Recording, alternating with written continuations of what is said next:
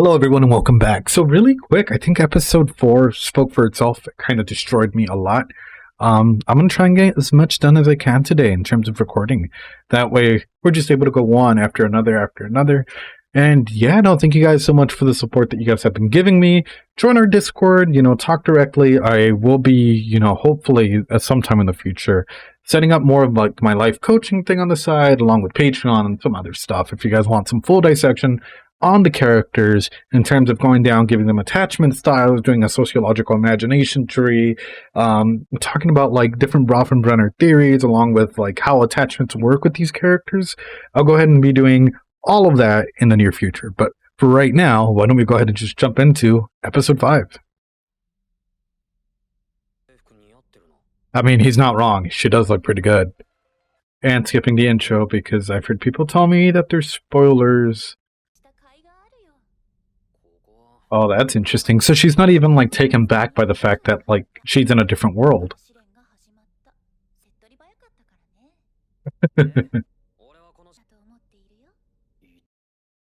Okay. So in that saying right there, I think she just proved more, and I hate to say greediness because like that's sort of a cop-out answer, but more from manipulation tactics, right? And I know I mentioned this before, but in like some of the previous episodes, the way that she's been acting, the way that like sort of the situation is being moved, it's as though like whenever you corner someone and they're already up against a wall, like any animal, right, any mammal or anything like that, their instinct is either fight, flight, or freeze, right? And what do you tend to do in situations like that when you're constantly being stuck like that? You tend to do whatever you want that benefits your favor, right? So with this in particular, I don't know, it just seems like she's being a really, really horrible therapist, and she's pushing him to view things in her own way, right? Like trying to force him to sort of, I don't know how to put it. It's not so much of a realization moment as it is more of a realization moment in their terms, right? Because like as a psychologist, I can push you to have a realization moment in a healthy therapeutic way and let you figure out like what that realization is. The other thing is trying to force you to have that realization moment because of a narrative that I'm creating for you to have. And that's messed up.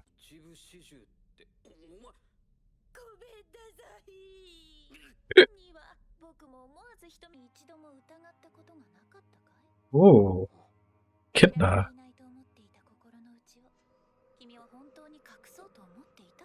Oh, I wonder how it must be for her, right?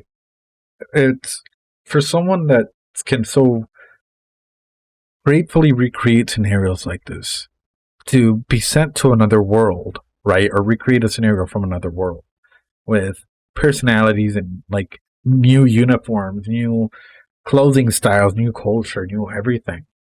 How trippy would it be? Like, would your thirst for knowledge start there for an individual that, like, you've encountered that it is not from this plane of existence? Or does that conclude the fact that, like, sort of Earth is essentially in another plane from this world and that they have access to travel in between these planes? That's why she's not surprised. Because, like, I feel if it was anybody else that would have taken a glimpse into this, they would have been like, wait a minute, wait a minute. Like, if it was me and if I was like hungry knowledge, like hungry for knowledge, hungry knowledge, hungry for knowledge, like, and I noticed that this person's from another world, they would pique my interest. And now everything that I'm trying to develop would corner around the one individual, sort of like an infatuation, right? An infatuation towards a negative degree. And I think this is where, like, you start getting a lot of people's like uncertainties and their game plans and all of this start to come out. Now the question is, how are you going to approach this, right? Are you going to approach this through a good scenario or through a messed up scenario? Oh no, that smile.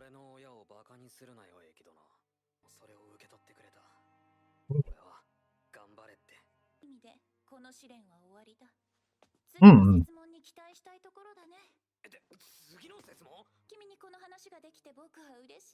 You set the saint. Hmm.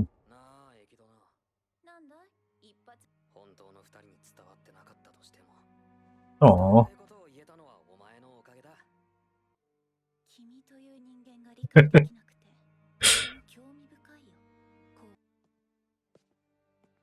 Aww.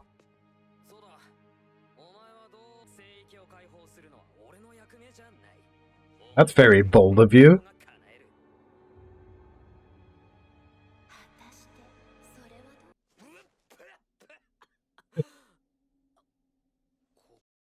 Okay, well, before we continue, let's go to that realization moment, right? There's two big sort of impacts that this is having in a person's mind, right? So one, it's really good for him to be able to go ahead and like say what he needs to say in order to cope with the realization that, you know, more than likely in the immediate future, he's not going to be able to go back to his own world, right?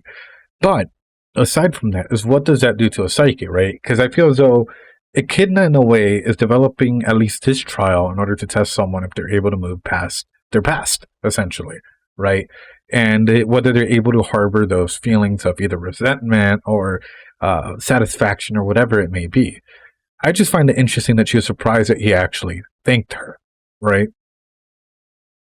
My whole thing with this, and it still doesn't add up for me how someone that could stand up to Puck managed to get hurt from these trials.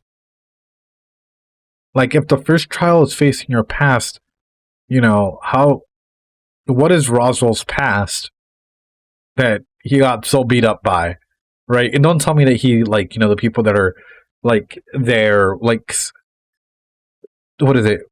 Like, whoever's holding, like, setting the sanctuary free, is it really setting the sanctuary free is what I'm trying to get at. Like, are you just, I don't know, it's so weirdly worded. It's worded in such a way that it makes me believe that there's more to it than just that. Because why would you push for something like that? Anyway.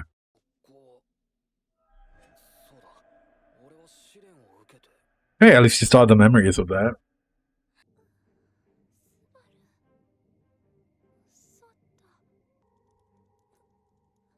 Gosh.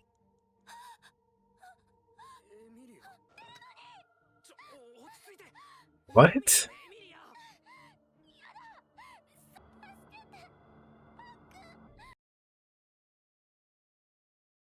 So I think I get like a +1, like if I could get like a 1 up here, because I told y'all, if you aren't ready, like for anything like that, like a therapeutic session, make sure that like if I guess it really shouldn't be, but like only attend therapy if you want to start making changes, right? Even if you're curious, even if it's just taking the first step, if it's a decision that you make personally to go ahead and do, that is wonderful. Someone that is not ready to confront their past will go through a very traumatic experience, right? Because you're revisiting themes that a lot of people aren't ready for them to be explored, right? It's essentially going against their own consent. So this is why I sort of mentioned that, like, yeah, Suda can probably take it well because out of all the trauma that he's experienced, right, he's able to go ahead and let go of one small thing that's probably been holding him back, which is his previous life on Earth. Meanwhile, with her, it's more like whatever her past trauma is, you know, she's been using sort of Puck as the shield to try and like hold on to it, to try and like latch onto like a familiar, an attachment, some sort of recognition, right? And it's why she's had all these barriers and these walls up since like episode 1 against others. So I just wonder, right? And this is going to sound wild. This is going to sound a little crazy, but if you were in a similar state, would you? I don't know. I don't know how to phrase this other than like, would you have undergone this trial and be perfectly okay? Like, you know, not a lot of us are ready or willing or happy to try and face her past. But throwing this out there to you guys, if you guys went through that trial unexpectedly, you just walked in, boom, you're sent back to one traumatic moment in your past. Are you okay after you're done with that trial? It's a good question.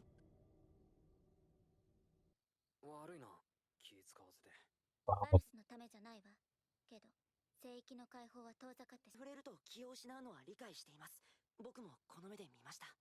What?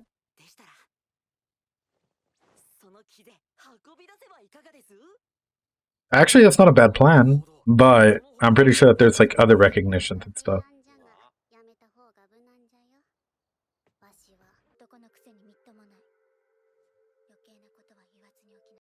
See, this is where sort of my idea of like whoever designed this in a way, like it's sort of a birdcage, like a defensive offense and offensive defense, right? Like if you're figures that are strong enough to keep a bunch of people captive and not let people go, right? In this scenario, because if they leave the barrier, they become soulless. That's rough. Like in a way, you just created your own cell and then you're being forced to live in it. And this is why, like logically, I'm making a lot of like just quick assumptions. I think that was mentioned in episode 3, like how can you move freely in an environment where like now apparently you have to watch what you're saying, you have to watch what you do, and you have to forcibly take these trials. I don't know. Oh, who is this?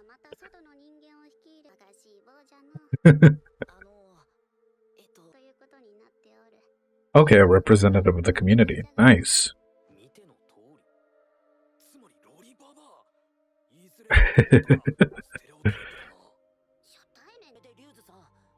What? Oh, that's insane.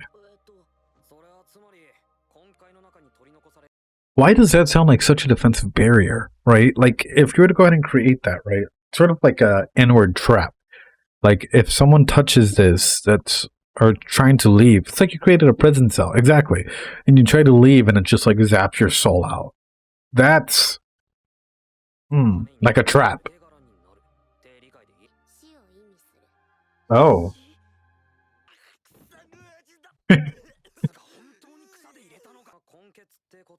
Why were you allowed in?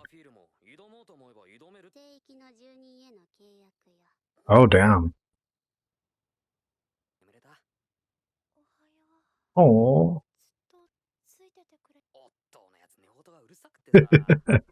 Of course he's rooming with Otto. It's like best friend Otto. There's nothing to apologize there. Yeah, what are you talking about? Oh. Oh.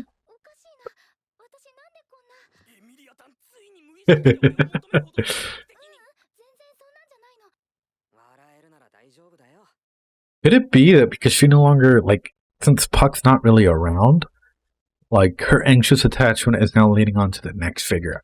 This is where you have to be careful, right? Like, as a friend or as an individual, if you have someone in your life that, like, just quickly replaces one thing with another, the way that Rem has, right? That they don't grow totally dependent on them, right? Because that becomes a codependency issue, and that can lead to multiple avenues worth of, like, I don't know how to put it other than like situations where you as an individual cease to grow because you're depending on others to make decisions for you. And I hope that makes sense. Usually that's a lot of like trees that you have to align, and especially when you're going down with the client and you're talking to them about it, right? Like, why do you need this person in your life? Can you make decisions without this person being there? What do they mean to you? Why? Who? What? How? Where? Why? And what? Like, you go down this like line of path. And like since day one, since episode 1, I think if you even track it all the way back there, you can actually like. There was a moment where I mentioned like the attachment, the anxious attachment that she has towards Puck. So I wonder, like now it's just a projection. To project something means like literally to like transfer the feelings of warmth and comfort and all of this onto Subaru because they're the only ones that are consciously there, and she's subconsciously doing it. I don't know if that makes sense. Anyway. Oh, bro, you're forcing her to go through something that. Ooh. I don't think she's going to do it. Or if she does it, it's going to end up the same way.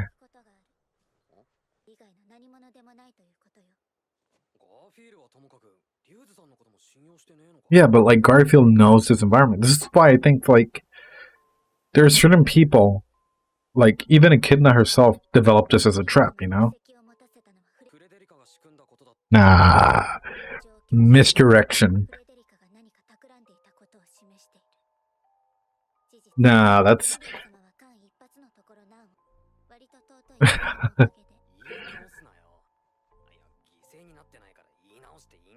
that's a total misdirection, right? Yeah, but that's not a good answer, Like, based off of just his simple psychology of the characters, like you can tell that like there's a lot of trauma in almost all of these characters and how they're written. And seeing the way that, like, for example, the misdirections have happened in the past, I don't think Federica really has like anything major, like in terms of like relevance towards being a negative person. You know, she's more than likely following her master's orders, which is Roswaal. And as we can tell, she hid the envelope or the note during that one key scene where it was shown. So, like, did she really like who's she's acting on her master's orders? Garfield. Yeah, he's very hostile, very aggressive, very everything. And like I can see him sort of doing shady shit just based off of the way that he interacts with certain people. It's like there's an air of mistrust, right? But I don't see him as like how would I put it? I don't see him directly as a threat. Like, you know, he can be a threat if he wants to, but I don't see him as sort of like a mastermind. He seems to just act on emotion, and that's never good.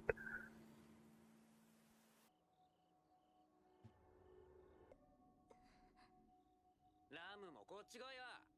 強くて優秀なメスに惹かれんな。おかしな。I mean, true. 今度こそうまくいってほしいよね。詳しい話はできないの一点張りでな。お前のことも That's weird. が理由で聞けたのは名前ぐらいだ。制約。Oh, look at those eyes. そうかい。それは残念だったね。それでわざわざエミリア抜きで You're shady as shit, man. I still never trust you. そこに信用にかける相手をどうせ君にはこれまで同様エミリア様を手助けして支えになってもらいたい。 Okay, that ain't bad. But why? お前は何をするんだよ。無論同じさ。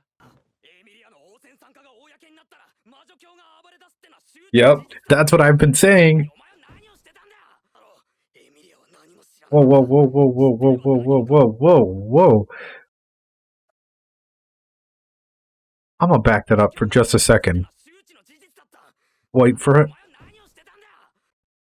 Does that not look like the clip, the butterfly clip that Echidna had in the beginning of the episode? But it might just be a heart logo. I'm being stupid. Sorry. Anyway. That was just weird. He doesn't... But why?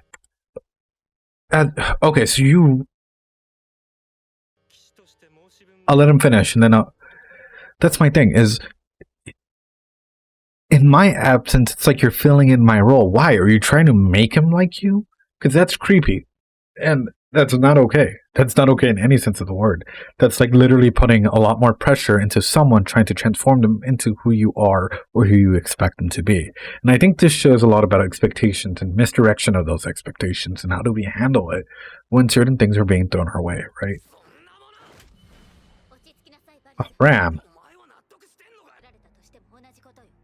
Come on. Oh. Every time they say this, my blood boils.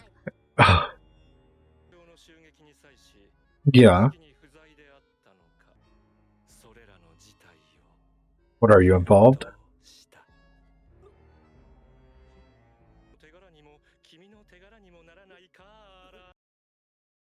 Oh, wow. Okay. I'm kind of scared of myself and of Roswaal. You know, I've been talking about it in some of the previous episodes as to how I don't trust him because it feels as though he's leading everything down a path. It's like a funnel that he's manipulating events to lead or go down a certain direction. And I think this is just one of the principal reasons why, right? Him just saying this right now has confirmed all of that he's quite literally been pulling all the strings and everything because it was too suspicious, right? He wasn't there for any of the attacks until last minute, or disappears and doesn't come back, or let's see events at the Royal Selection happen where he makes a ruckus and starts up a noise, and it's so manipulative. You know who he reminds me of? He reminds me of Echidna. Just the way that like the therapist leads you to a realization moment and pushes you off the edge. It's as though he's doing the exact same thing, but on the reverse aspect. Where instead of leading you to like, try and free like the sanctuary, he's literally leading you to try and become some worthless piece of shit like him. I guess that's the best way to put it. Yeah, because you're trying to get everyone, and I get the point of trying to give like Emilia all the credit, but this is my big but. How, in the right mind, do you not think that you being there would also lead to her getting the credit, especially if Subaru was still there doing what he's been doing all along, right? You could even make it more so impressive, saying like, oh, aside from being the knight, he's now teamed up with like, Roswell. Oh, he started developing some of his future tech into like the village. Oh, you know what? Well, like, you just start hyping it up like that instead of like literally leaving him out there to suffer and be there for himself, which is weird.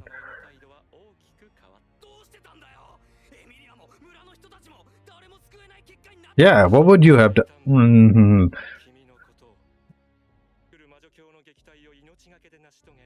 Yeah, but acting on blind faith is not what any smart individual does. And don't get me wrong, he was a smart individual. Manipulative people tend to have this like air of arrogance around them, where they can start making decisions based on the knowledge that they have, the predisposed knowledge that they have on certain situations, right? And then they tend to go out there and say that, oh, it was blind luck, it was a faith of luck. No, it wasn't. It was some form of information got to you. You twisted that information and you kept it secret. This is how a lot of people tend to make money. It's still a lot of people tend to make certain decisions that will affect them later on down the line, and they just like chalk it up to nothing. There's rules of success that people lead down to, right? Or there's rules of manipulation that a lot of people tend to use, like a foot in the door technique, right? Which is essentially, and I'm sorry if I'm speaking really quickly, it's just it agitates me when people try to like lay their line of defense and say, oh, it was just faith, it was just luck. No. In situations like this, there must have been some predisposed knowledge, right? A foot in the door technique, for example, is whenever you want to get someone to do something for you. You don't want to ask, for example, if I was going to ask you for $100, you'd probably say, no. But if I was to be like, hey, you know what, do you have 10 cents? You'll probably be like, yeah, then I can keep ranking it up from there. What he's done, is he's been ranging a lot of the different attitudes and sort of like guilt-shapely favors along the way. Sorry, my English is rough.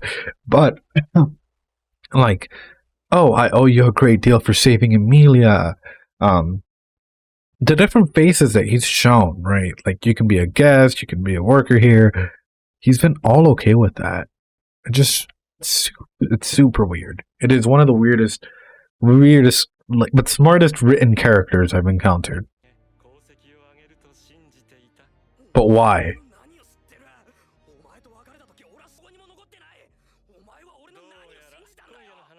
Oh, come on, dude.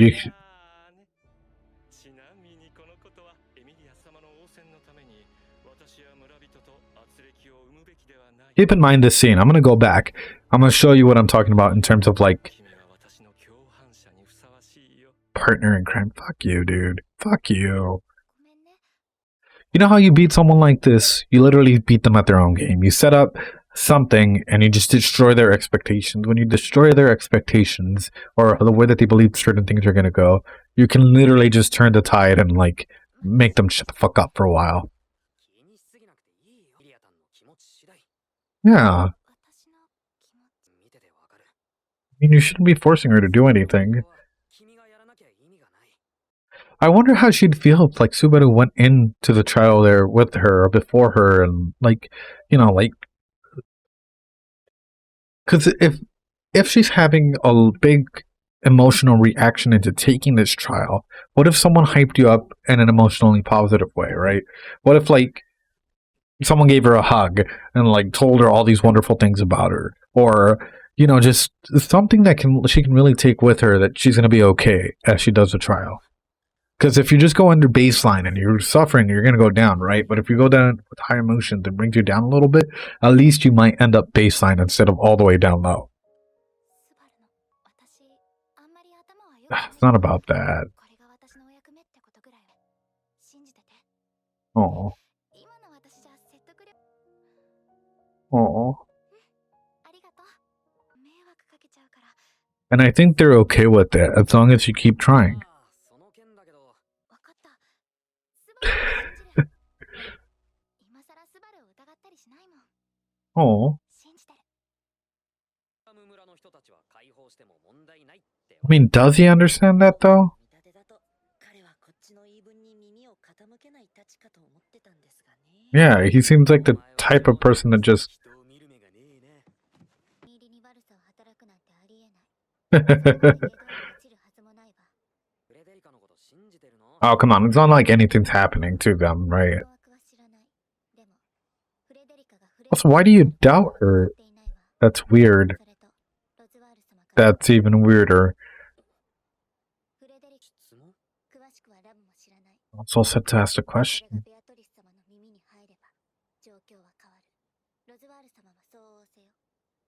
That's weird. スバル Huh. 優先。それはすごく嬉しいけど、今は村の人たちを最優先に。 May they also be with you. Damn. 結界までの道はいいってことや。 That's interesting that これより算した。同書で試練を受け he's okay with that. Never mind. I guess not. 隠す必要はねえ。どう For some reason, I thought the villagers weren't allowed to leave, but I guess it was just Roswell's not allowed to leave, or Emilia's not allowed to leave. My brain is confused, but するつもり？ yeah, I jumped to the automatic conclusion that like the villagers just weren't allowed to leave at all. 簡単にてめえが試練に。 That's ダメだ。それが崩れ越える必要があんのかよ。 oh 俺様も見てんだ。 yeah, it's not doesn't exactly. あんな取り乱して出てくんだぜ。見ちゃいらんねえよ。 But sometimes you can't always be there for a person, and you need to show them a little bit of independence and love and support, but in a healthy way, right? And I think this is something that a lot of people are like really pushing onto Amelia, or like, this thing that like they can do it alone. They don't need anybody there, but like, or like somebody has to jump in and take her place. And it's like, no, you know what? She can do it. She just needs support, friends, natural supports, right? 必ず Yeah. 試練を乗り越えられるって信じてる。 Sure, it's not going to be easy, but 期待すんのは自由だ。けど、エミリア now, for some reason, I thought Garfield was not going to be okay with this, but wow. って泣いてるのが本音じゃねえのかよ。ここまでだ。持ってけ。いざとなりゃフレデリカに見せろ。 Oh, great. They all got back. Maybe they just didn't have anybody to come back? That's weird. 大 Oh, 丈夫だ。 hello?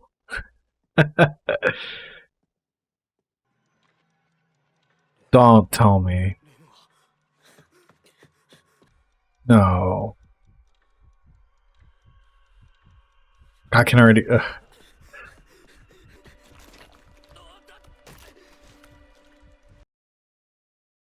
Oh, shit. Oh, not again. Welcome back to episode 1 of season 1. And it will stab you, McStab, stab. Right. Talk about weird attachments on her side. したでしょ。腹渡を可愛がっておる。 Wow.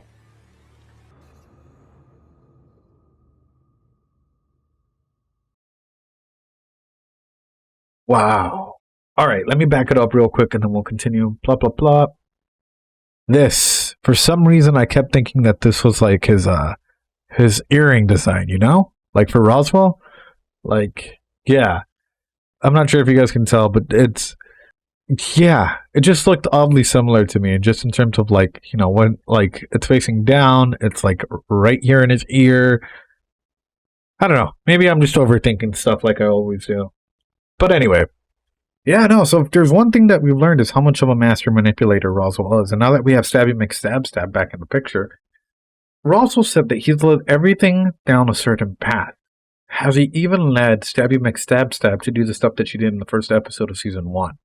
And if so, that kind of proves the theory that like there was a certain time, a certain place, certain events that needed to happen in order for them to act accordingly, right? Like everything had to fall into place perfectly or follow a certain set of structures. Otherwise, it was sort of a surprise and the plan went wrong. Went wrong. So it's interesting. It is really, really interesting because if that's the case, and I'm just going to throw this out there, Roswell knows a lot more than he is leading on about Subaru. He knows more so than what probably any of us expect. Or unless you've, of course, watched the anime, then you know exactly what you expect. So there's a lot of key things out there that are just making me worry and wonder about his character development, right? If Subaru can somehow destroy this manipulator and, like, make him into an ally, he's going to have one hell of a powerful ally. However, if in the situation it just keeps turning into more and more strings being pulled, then you keep asking who's pulling Roswell's strings, and then who's pulling their strings, and all of a sudden you go to like 5D, 6D characters that are layers deep, right? Because Roswell can impact the kingdom by his decisions, right? Or like the people that are under his care, or so on and so forth, right? Subaru can only impact a certain amount of people, right? And it's sort of like you keep going up until you find who's affecting, whose impact makes the biggest waves. And that's just what's making me wild. And I would love to do this, and one day maybe I will. I'll upload it like as a sort of a teaser as to what I'll be doing later on for like Patreon or some stuff like this, right? But I'll quite literally go into like a full detailed analysis of Roswell, all the strings and Subaru and all of that, and try and connect them together and show you guys sort of how a psychologist would make all these circles and all, like, for example, Maslow's hierarchy of needs and like, conditioning, right? Which is actually something that's huge, which is like every time, Subaru figures out the correct answer, he's always conditioned to make the next right move, right? And there's a period of time where everything's okay. There's like 1 episode, 2 episodes of like goodness, and then all of a sudden everything goes down again, and it's another test for him, right? So, yeah, it was a lot to take in. I think there was a lot of good information thrown at you, a lot of subtle information thrown at you, and a lot of character development, a lot of subtle character development that I think if you're not really trained in picking up the cues quickly, you'll just breeze over it, and you'll just be like, oh, that was an interesting episode. Roswell's kind of sus. But there's layers to it, right? Like, why is he trying to develop Subaru into doing certain things? Why are things going down a certain path?